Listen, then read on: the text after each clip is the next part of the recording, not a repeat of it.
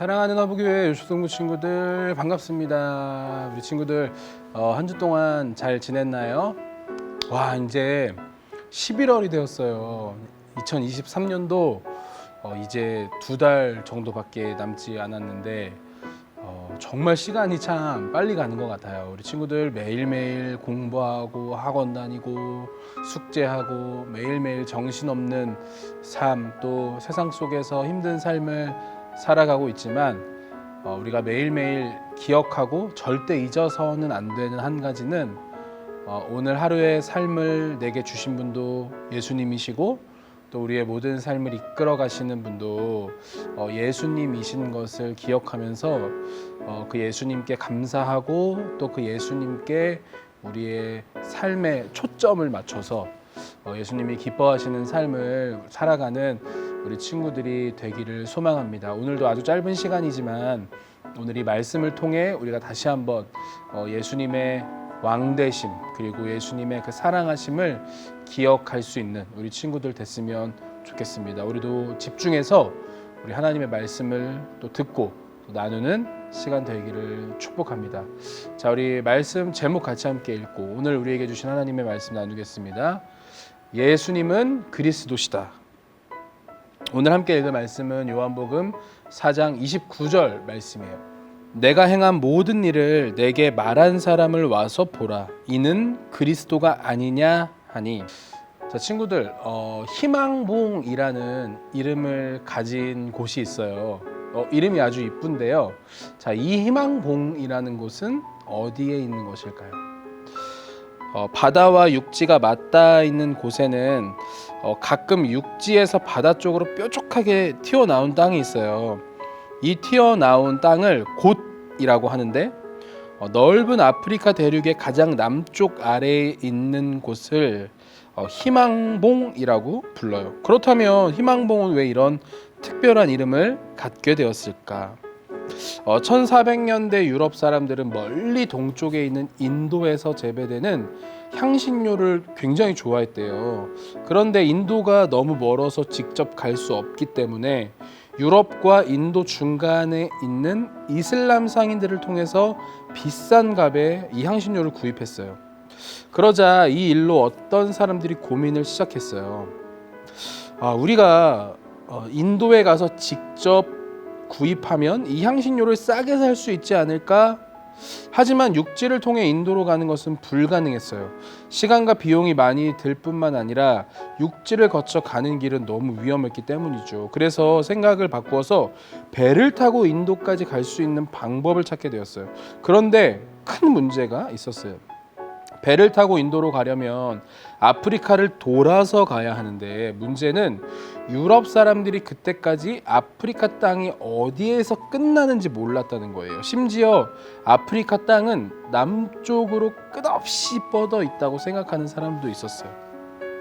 자, 1487년 디아스라는 탐험가가 포르투갈 왕의 명령에 따라 아프리카 대륙의 해안을 탐사하기 위해 세 척의 배를 가지고 출항했어요. 처음에 그는 순조롭게 항해했지만 남쪽 해안에서 큰 폭풍우를 만나 무척 고생했어요.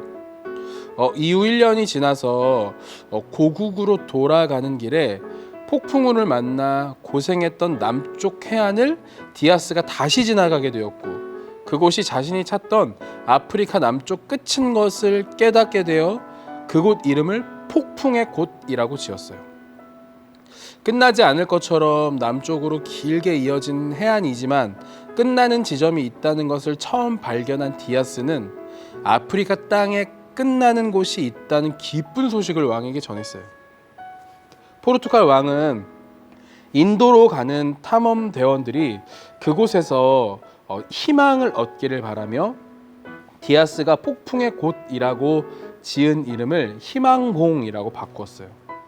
실제로 많은 사람들이 긴 항해 중에서 이 희망봉을 보면 와, 우리가 길을 잘 찾았구나, 이제 조금만 더 힘을 내면 되겠다 라고 생각을 했다고 해요.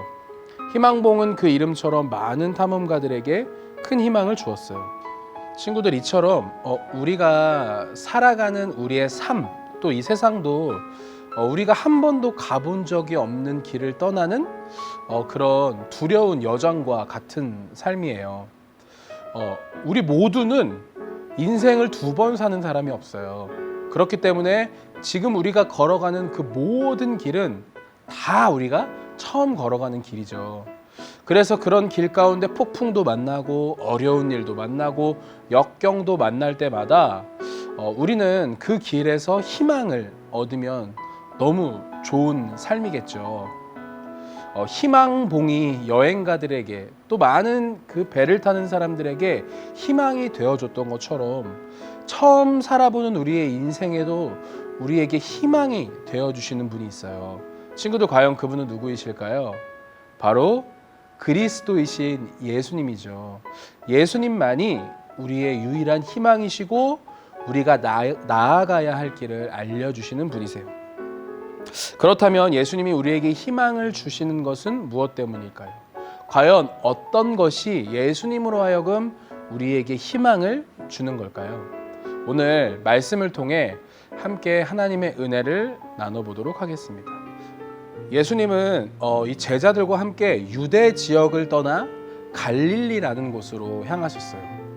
자, 그런데 예수님께서는 갈릴리로 향하는 길에서 길을 돌아가지 않으시고 사마리아라는 곳을 택하셔서 갈릴리로 가셨어요. 그 당시 유대 사람들은 사마리아 사람들과 상대하고 싶지 않아서 사마리아를 지나가지 않았어요. 그러나 예수님은 사마리아를 거쳐 가는 길을 택하셨어요. 예수님과 제자들은 사마리아에 들어가서 수가라는 마을에 도착하셨어요.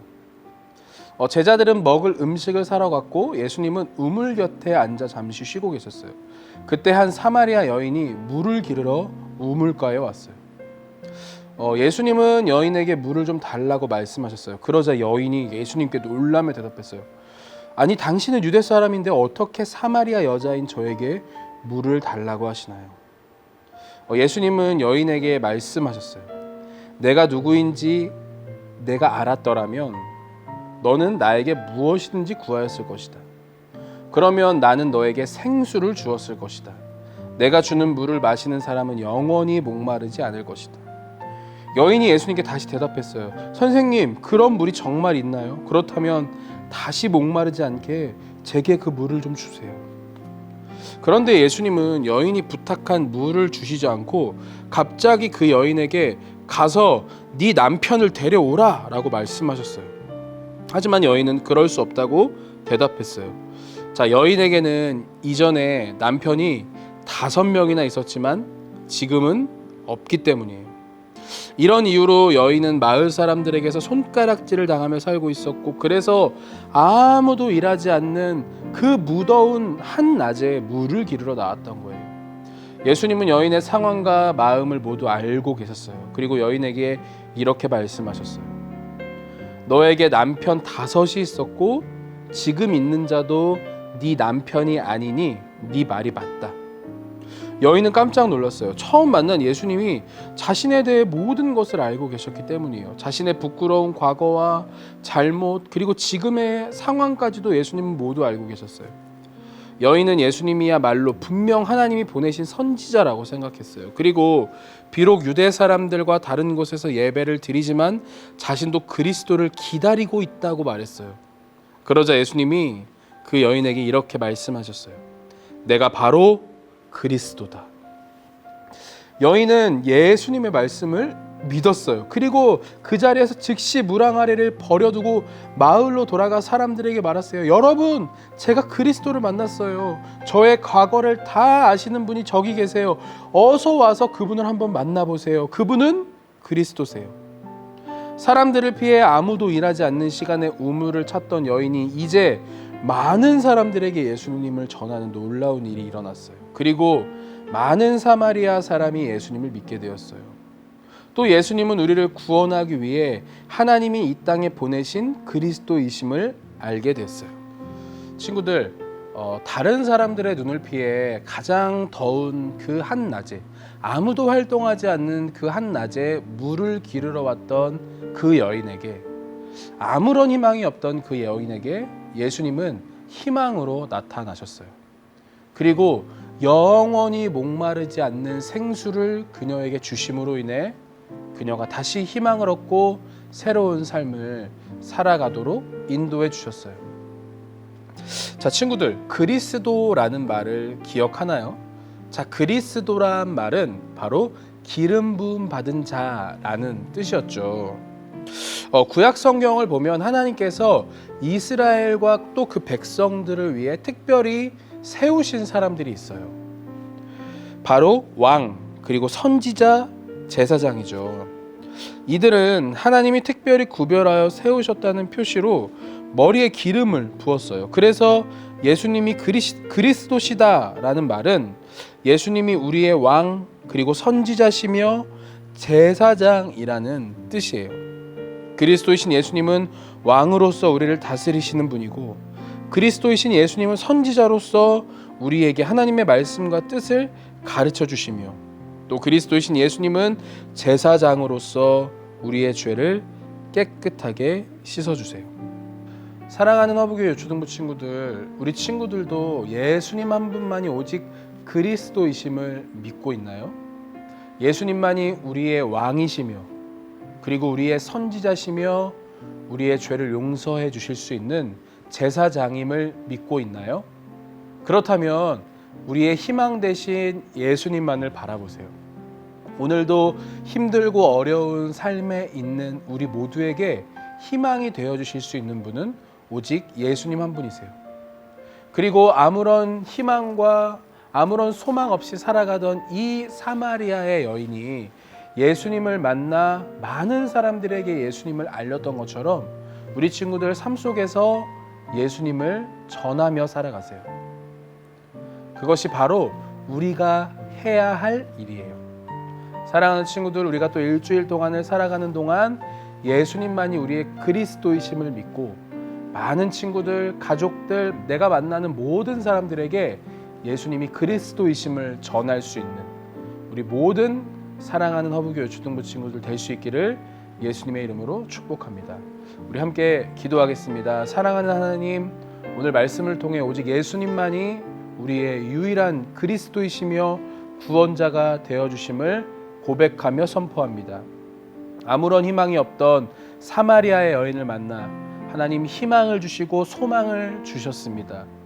영원히 목마르지 않는 생수를 그녀에게 허락하셨습니다. 하나님, 우리 모두도 영원히 목마르지 않는 생수를 마시고 싶습니다. 하나님, 오늘도 우리가 영원히 목마르지 않는 그 생수를 예수님을 통해 마실 수 있게 하여 주시고, 주님께서 우리에게 주시는 참된 소망과 희망을 느끼며 오늘 하루의 삶을 살아갈 수 있는 우리 모두가 될 수 있도록 주님 오늘도 우리와 함께하여 주옵소서. 감사드리며 귀하신 예수 그리스도의 이름으로 기도드립니다. 아멘.